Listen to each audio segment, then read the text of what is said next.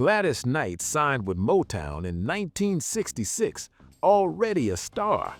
She and the Pips had been performing since Gladys was 8 years old, had won Ted Mack's Amateur Hour at age 8, had years of experience and a devoted following before Berry Gordy ever heard them. But within months of signing, Berry made it clear Gladys Knight was too black for Motown's crossover strategy, too soulful, too gospel, too connected to the church in the South, too authentically black to be packaged for white audiences the way Diana Ross had been. And that judgment shaped every moment of Gladys's Motown years. Some of y'all remember Gladys Knight and the Pips at Motown. Remember I Heard It Through the Grapevine and If I Were Your Woman and Neither One of Us. Remember thinking Gladys's voice was one of the most powerful in all of music. Remember being confused about why Gladys never got the same promotion Diana Ross received, never got the same television appearances, never got positioned as Motown's priority the way the Supremes were. That confusion was warranted. Gladys was more talented than Diana, but Berry didn't want talent. Berry wanted controllable crossover appeal, and Gladys was too much herself to be controlled. The Too Black label wasn't spoken directly to Gladys's face initially. Berry was too smart for that. But Gladys heard it in how her records were promoted, saw it in which songs Berry gave to Gladys versus which songs went to Diana, felt it in the resources allocated to the Supremes while the Pips got minimal support, understood it when Berry positioned Diana's polished, careful style as the ideal Motown sound, while treating Gladys's raw emotional delivery as something that needed to be tamed for mainstream success. Berry Gordy had a very specific vision for Motown's crossover into white markets. That vision required black artists who could deliver soul without making white audiences uncomfortable, required polish over rawness, required careful distance from anything too connected to black church tradition, black Southern roots, black working-class authenticity. Diana Ross fit that vision perfectly because Diana could be molded into whatever Berry wanted. Gladys Knight didn't fit because Gladys came to Motown fully formed, with a style developed over years of performing that wasn't going to change for Berry's commercial strategy. Gladys Knight's voice carried the black church in every note, carried gospel tradition, carried Southern soul, carried emotional honesty that couldn't be faked or manufactured. When Gladys sang about pain, you believed she had lived it. When Gladys sang about joy, you felt it. That authenticity made Gladys extraordinary, but it also made Berry nervous because it was harder to package for the pop charts Berry was targeting. Some of y'all understand the coded language of being too black for mainstream success. Understand that it meant being too real, too connected to actual black experience, too unwilling to sand off the edges that made white audiences uncomfortable. Understand that Berry's system required black artists to perform blackness in ways that felt safe to white consumers while selling millions of records. Gladys refused that performance, and Berry punished her for it. The breaking point came with I Heard It Through the Grapevine. Gladys Knight and the Pips recorded it first in 1967. Their version was powerful, soulful, filled with the emotional depth Gladys brought to everything. Motown released it as a single, and it became a massive hit. #2 on Billboard, #1 on R&B charts. Proved Gladys Knight could deliver commercial success while maintaining artistic authenticity. Should have established Gladys as one of Motown's premier artists. But Berry gave the same song to Marvin Gaye, had Marvin record his own version in 1968. Marvin's version was different, slower, more brooding, equally powerful in its own way. But the choice to have Marvin re-record a song Gladys had already made successful sent a clear message about who Berry valued. Marvin got the promotional push Gladys hadn't received. Marvin's version went to #1 and became the definitive recording in popular memory. And Gladys watched her hit get overshadowed by Berry's decision to give the same song to a male artist Berry considered more marketable. Some of y'all remember both versions. Remember loving Gladys's version and being confused when Marvin's came out. Remember thinking it was strange that Berry would have two artists record the same song when Gladys's version was already successful. The strangeness was the point. Berry was demonstrating control, reminding Gladys that no success at Motown belonged to the artist. It all belonged to Berry and could be redistributed however Berry chose. Gladys confronted Berry about it, asked why he'd given her hit to someone else. Berry's explanation focused on artistic vision and commercial strategy, said both versions served different purposes and reached different audiences. Didn't acknowledge that the decision had diminished Gladys's achievement or suggested her version wasn't good enough. Didn't recognize how the pattern of favoring male artists over female artists, favoring artists who fit Berry's mold over artists who didn't, was destroying morale across Motown's roster. The pattern continued throughout Gladys's Motown years. Good songs went to other artists first. Promotional budgets favored the Supremes, the Temptations, artists Berry had personally developed. Gladys and the Pips got enough support to be profitable, but never enough to be prioritized. Television appearances were rare compared to Diana's constant presence. Tours were smaller venues than Gladys's talent warranted. And through it all, Gladys was told she should be grateful for the opportunity to be at Motown, rather than demanding the recognition her talent deserved. Berry's treatment of Gladys revealed how he actually thought about Motown's black artists versus how Motown's public rhetoric positioned them. Publicly, Motown was about celebrating black talent, creating opportunities, building stars. Privately, Berry had a hierarchy based on who fit his crossover vision and who didn't. Diana fit, Gladys didn't. The Temptations fit after careful grooming. Gladys came already formed and wouldn't be reshaped. That authenticity cost Gladys opportunities. The two black judgment wasn't just about musical style. It was about presentation, about image, about how Berry wanted Motown's artists to be perceived. Diana Ross could be positioned as sophisticated, elegant, palatable to white audiences. Gladys Knight, despite being equally elegant, carried too much soul, too much church, too much obvious connection to black cultural roots for Berry's comfort. Berry wanted black artists who could make white audiences forget they were black. Gladys made it impossible to forget. Some of y'all lived through the era when being authentically black meant being denied opportunities that went to black people willing to perform whiteness. When code switching wasn't just a survival skill, but a requirement for mainstream success. When the most talented people in your community got passed over for people who made white folks comfortable.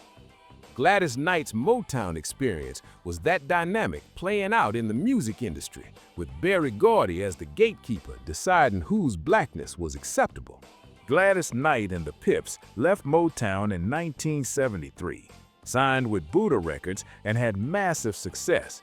Midnight Train to Georgia became a #1 hit in 1973, won the Grammy for Best R&B Vocal Performance by a duo, group, or chorus, became one of the most iconic songs of the 1970s, proved everything Gladys had been saying about Berry's limitations. When given proper support and allowed to be authentically herself, Gladys Knight could dominate the charts without compromising who she was. The irony was devastating for Berry. Gladys had left Motown because Berry wouldn't fully support her, and the moment she left, Gladys became more successful than she'd ever been at Motown. Midnight Train to Georgia was exactly the kind of soulful, emotional, authentically black record Berry had been nervous about promoting, and it crossed over to white audiences massively while maintaining complete artistic integrity. Proved Berry's entire two-black strategy was wrong. Some of y'all remember when Midnight Train to Georgia came out and thinking, this is what Gladys should have been doing at Motown all along. Remember recognizing that Buddha Records was letting Gladys be Gladys in ways Berry never had. Remember feeling vindicated that Gladys's authentic style was connecting with audiences Berry claimed wouldn't accept it. Remember understanding that the problem hadn't been Gladys, it had been Berry's limited vision about what black artists could be. Berry Gordy never publicly acknowledged that letting Gladys leave was a mistake, never admitted that his too black judgment had cost Motown one of his most talented artists, never apologized to Gladys for the years of under-promotion and second-tier treatment. Berry's public position remained that Motown had given Gladys opportunities and Gladys had chosen to leave. Didn't acknowledge that the opportunities came with conditions that required Gladys to be less herself, and those conditions made staying impossible. Diana Ross's success at Motown continued through the 1970s while Gladys thrived at Butter. The contrast between their careers revealed everything about Berry's priorities. Diana, who Berry had shaped from teenage years, who fit Berry's vision, who accepted Berry's control, got unlimited resources, and became one of the most famous entertainers in the world. Gladys, who came to Motown already formed, who wouldn't be reshaped, who insisted on authenticity, had to leave Motown to achieve the success her talent deserved. The women at Motown who watched Gladys leave learned the same lesson they'd learned from Mary Wells's departure and Martha Reeves's frustration and every other talented woman Berry marginalized. The lesson was clear. Your talent mattered less than your willingness to become what Berry wanted you to be. If you had your own artistic vision, your own identity, your own sense of who you were as an artist, and that vision didn't match Berry's commercial strategy, you would never get full support at Motown. You would be profitable, but never prioritized, used, but never celebrated. Gladys Knight's Motown years, viewed in retrospect, looked like a waste of extraordinary talent. 7 years at a label that should have made Gladys one of the biggest stars in music, instead resulting in hits that could have been bigger, success that should have been greater, recognition that never quite matched the quality of the work. And the waste was entirely preventable.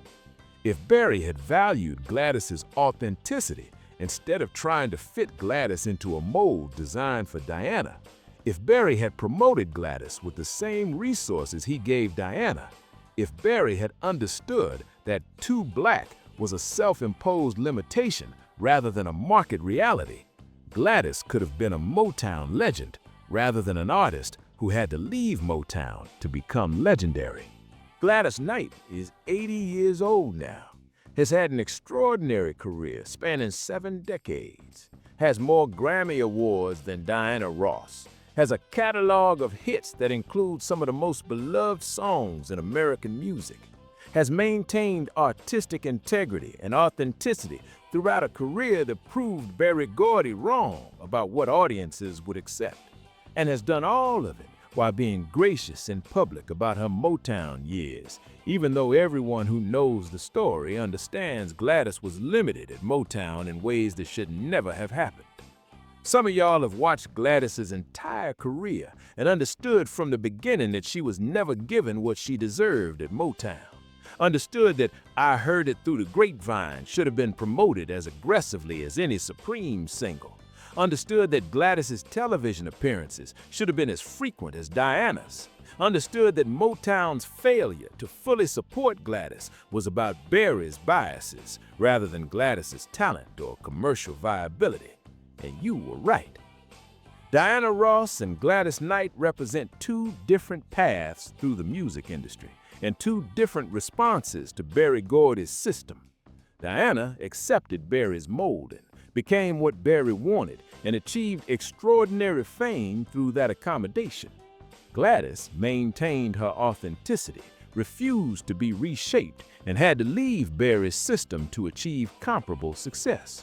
Neither choice was wrong, but the fact that Gladys had to choose between authenticity and Motown support reveals everything about how Berry's system actually worked.